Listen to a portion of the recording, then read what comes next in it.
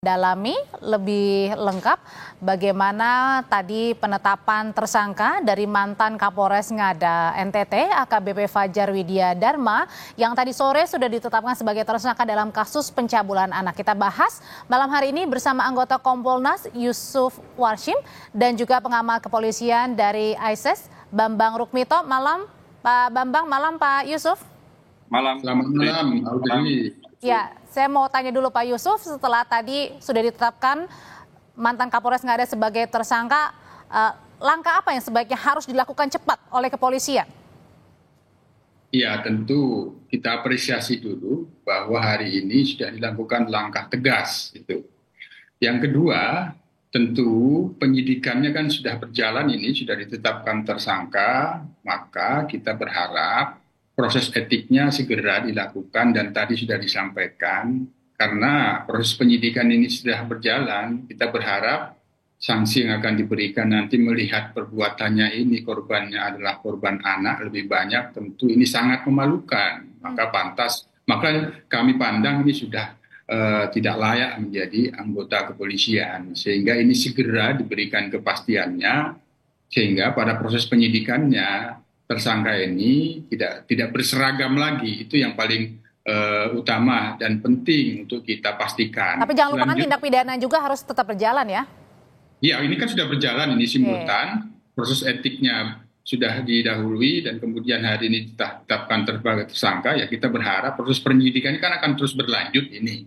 Tentu kita berharap tersangka sudah tidak lagi berseragam sebagai anggota kepolisian, itu akan lebih tegas. Nah, sehingga dalam proses selanjutnya tidak lagi ada semacam tekanan-tekanan yang masih berseragam, sehingga benar-benar profesional, transparan dan akuntabel, itu yang kita pastikan proses penyidikan lebih lanjut. Nah, selanjutnya karena ini juga tadi dirilis oleh Polri itu dengan melibatkan stakeholder, tentu proses penyidikan ini akan benar-benar diawasi tidak hanya oleh Kompolnas tapi ada KPAI, ada Kementerian PPA juga ikut mengawalnya, maka tentu agar prosesnya ini benar-benar dilakukan secara transparan dan akuntabel. Ini yang kita dorong, Audrey. Oke, ke Pak Bambang. Pak Bambang, ini publik mempertanyakan dan sangat geram ya Pak Bambang. Ini termasuk kejahatan yang sangat-sangat luar biasa. Seorang Kapolres yang punya prestasi harusnya melindungi, mengayomi, tapi malah berbuat seperti ini. Bukan hanya kekerasan seksual pada anak, tapi juga melakukan mengonsumsi mengonsumsi narkoba. Ini letak salahnya di mana nih? Pengawasan yang lemah, pemantauan personil yang kurang, atau ada di mana sebenarnya? Lagi-lagi ini terkait dengan kontrol dan pengawasan yang masih sangat lemah di kepolisian ya. Pengawasan di internal kepolisian ini nyaris tidak berfungsi dengan baik gitu. Kasus penyimpangan perilaku seksual itu tidak serta-merta terjadi dalam waktu yang pendek, tapi terjadi dalam rentang waktu yang sangat panjang, bahkan tidak menutup kemungkinan ada trauma-trauma sejak masa kecil yang terkait dengan perilaku tersebut seperti itu. Makanya rekam jejak, riwayat mental itu juga harus menjadi salah satu bagian assessment dalam melakukan promosi pada personil kepolisian.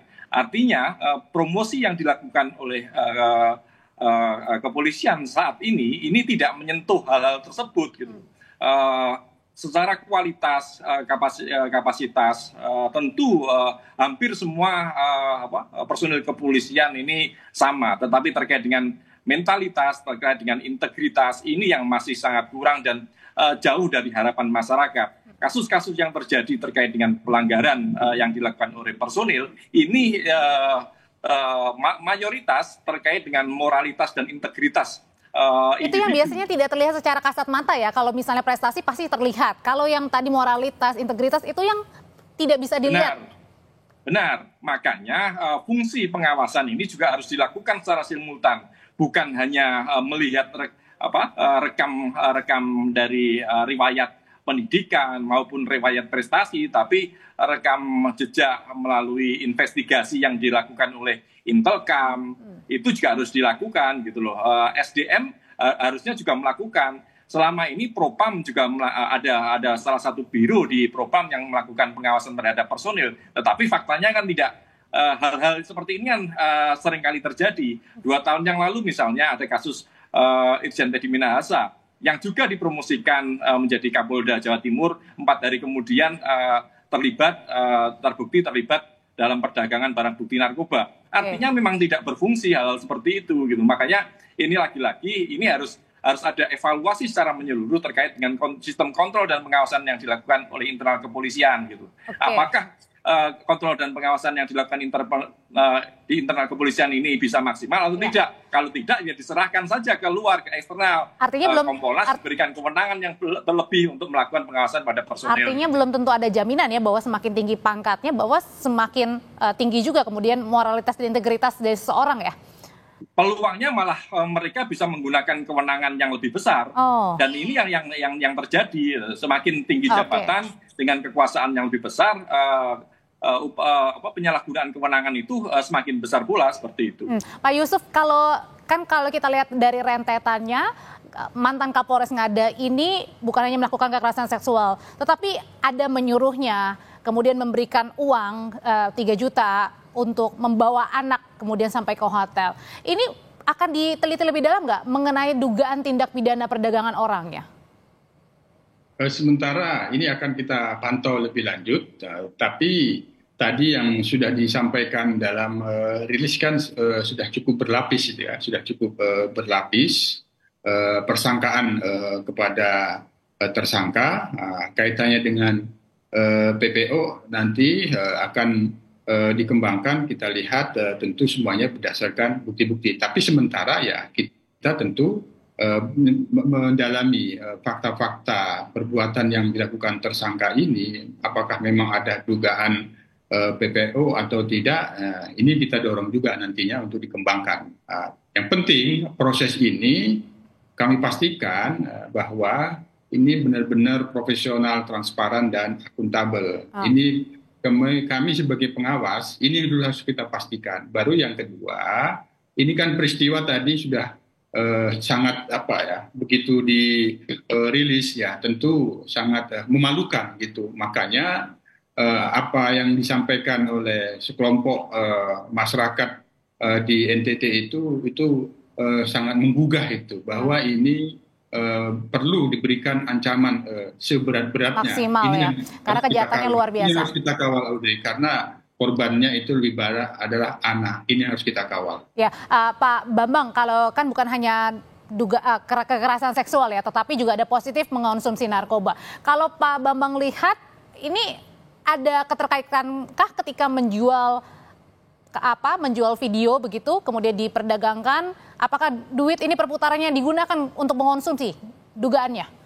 Ya, kemungkinan itu tentu sangat besar ya, karena terkait dengan kejahatan narkoba, kemudian kejahatan terkait perdagangan orang maupun perdagangan seksual, ini semuanya seringkali berkelindan gitu loh. Makanya upaya penegakan hukum ini juga harus menjerat pelaku ini dengan pasal berlapis, jangan hanya sekedar salah satu pasal saja. Karena kejahatan ini sudah sangat luar biasa dan seperti yang disampaikan oleh Mas Yusuf tadi, ini mencederai nama baik Polri gitu loh. Dan Polri karena tingkat kepercayaan tingkat kepercayaan masyarakat sudah sangat rendah dengan pada institusi Polri, meskipun survei mengatakan tinggi, tapi realitas di masyarakat kan berbeda dengan survei. Makanya jangan hanya sekedar menjalankan prosedur normatif saja dalam menjerat pelaku, harus ada upaya-upaya yang extraordinary juga, karena ini ada terkait dengan kejahatan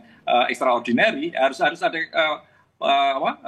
tindakan-tindakan spesial untuk mempercepat sidang kode etik, kemudian juga memproses pidana lebih cepat. Ini untuk menumbuhkan kepercayaan masyarakat lagi bahwa Polri serius untuk menangani hal penyimpangan perilaku seksual yang dilakukan oleh mantan Kapolres Ngada ini seperti itu. Pak Yusuf, tadi kalau Pak Bambang bilang kan kayaknya lemahnya di melihat integritas seseorang begitu. Apakah sebenarnya assessment untuk kenaikan pangkat ini sebenarnya dilihat nggak sih dari integritasnya? Kan meskipun ya secara kasat mata ini sulit nih untuk menilai. Ya, dari perspektif pengawasan, kami sebagai pengawas eksternal tentu dengan peristiwa ini kami tetap menyarankan bahwa perlu dilakukan pembenahan-pembenahan yang lebih tegas lagi di dalam pengawasan dan pembenahan-pembenahan yang lebih benar-benar bisa menjangkau secara komprehensif, bisa mendeteksi. Misalnya dulu pernah diterapkan pengawasan dengan model angket 360 derajat. Itu sangat komprehensif itu. Jadi 360 derajat. Ini ketika akan diangkat menjadi pimpinan, diangket dulu. Bagaimana riwayat kepemimpinan dia. Ini kan oknum mantan Kapolres ini kan menjadi Kapolres yang kedua. Memang catatan personilnya tegas dan tidak ada catatan-catatan buruk. Tapi hal-hal seperti ini sesungguhnya sebenarnya bisa dilakukan pemantauan sejak dini. Karena tentu nantilah kita akan lihat proses pidananya, perbuatan ini sudah berapa lama dilakukan. Dengan sesungguhnya rentang waktu yang dari memposting dan sebelumnya itu berapa lama nanti akan kita lihat, sehingga nanti bisa kita rekomendasikan pengawasan seperti apa untuk bisa mendeteksi secara ketat perilaku-perilaku menyimpang seperti ini, Audrey. Oke, Pak Bambang, kalau tadi Pak Yusuf kan berbicara soal ini berapa lama begitu ya. Nah, berbalik lagi dengan Kapolres, mantan Kapolres Ngada ini yang melakukan perekrutan, mencari, kemudian merekam video, membooking hotel pula. Ini apakah tidak disadari, biasanya kan Kapolres ini kan membawa ajudan, asprinya kemana-mana. Apakah tidak ada yang mengetahui ini? Harusnya diketahui ya, tetapi posisi oknum ini kan sebagai pimpinan di sebuah Polres, tentu relasi kuasa antara atasan dan bawahan itu seringkali juga muncul gitu loh. Makanya di sekitarnya, bawahan-bawahan di sekitarnya mungkin saja takut untuk menyampaikan, karena posisi dia adalah sebagai seorang Kapolres. Makanya upaya untuk melakukan investigasi terkait dengan kasus ini untuk agar lebih tuntas dan juga harus lebih dalam gitu, harus lebih komprehensif, karena tidak menutup kemungkinan ada jaringan-jaringan lain yang termasuk juga dengan narkoba terlibat. Ya, rasanya tidak Apalagi jaringan narkoba seperti itu. Oke, nah dengan keterlibatan tadi juga bukan hanya kekerasan seksual tapi juga ada penggunaan narkobanya, Mas Yusuf didorong juga nggak mungkin nanti akan atau dalam waktu dekat juga akan memeriksa misalnya personil-personil yang tadinya melekat dengan Kapolres Ngada? Ya, tentu dalam pemeriksaan pengumpulan bukti-bukti itu terbuka untuk dilakukan pemeriksaan kepada pihak-pihak yang terkait tentunya. Tapi sekali lagi soal penyalahgunaan narkoba ini kami sudah pernah memberikan saran agar secara berkala anggota itu dilakukan pemeriksaan urinnya untuk memastikan ada penyalahgunaan narkoba. Ini akan kami lihat lebih jauh bagaimana proses ini sudah dilakukan sebaik apa. Ini akan kita lihat sebagai bentuk pencegahan agar peristiwa ini tidak ada lagi terjadi yang sangat memalukan ini. Supaya tidak ada oknum polisi yang melakukan hal perbuatan keji seperti ini, Pak Bambang, rekomendasinya apa? Agar tidak terjadi terulang lagi, ya penegakan aturan di internal kepolisian itu harus benar-benar dilakukan. Kalau kita melihat fenomena yang terjadi beberapa waktu ini kan banyak personel-personel kepolisian yang melakukan pelanggaran tapi juga tidak segera dilakukan proses pidana seperti itu. Hal ini menunjukkan bahwa Polri itu masih melihat memberikan impunitas bagi anggotanya seperti itu. Padahal secara perundang-undangan Polri ini sama kedudukannya dengan masyarakat sipil biasa yang harus tunduk dalam proses peradilan umum. Artinya kalau ada personel kepolisian yang melakukan pelanggaran pidana, ini proses pidana ini juga harus segera dilakukan, copot langsung, segera dilakukan proses pidana. Bahkan tanpa pencopotan pun proses pidana juga bisa dilakukan secara simultan seperti yang dilakukan saat ini. Tidak menunggu salah satu lebih dulu seperti itu. Karena sesuai dengan peraturan pemerintah pun mereka yang melakukan tindak pidana juga harus dilakukan pencopotan PTDA seperti itu. Oke, setelah dilakukan pencopotan sudah ditetapkan sebagai tersangka, langkah selanjutnya adalah bagaimana kemudian mengungkap unsur pidana lain ya, karena bukan hanya kekerasan seksual tapi juga ada positif mengonsumsi narkoba dan mungkin saja ada dugaan masuk dalam tindak pidana perdagangan orang. Terima kasih Pak Yusuf Warsin, terima kasih Pak Bambang Rukminto sudah berbagi pandangan mengenai penetapan tersangka mantan Kapolda atau mantan Kapolres Ngada NTT. Terima kasih, selamat malam.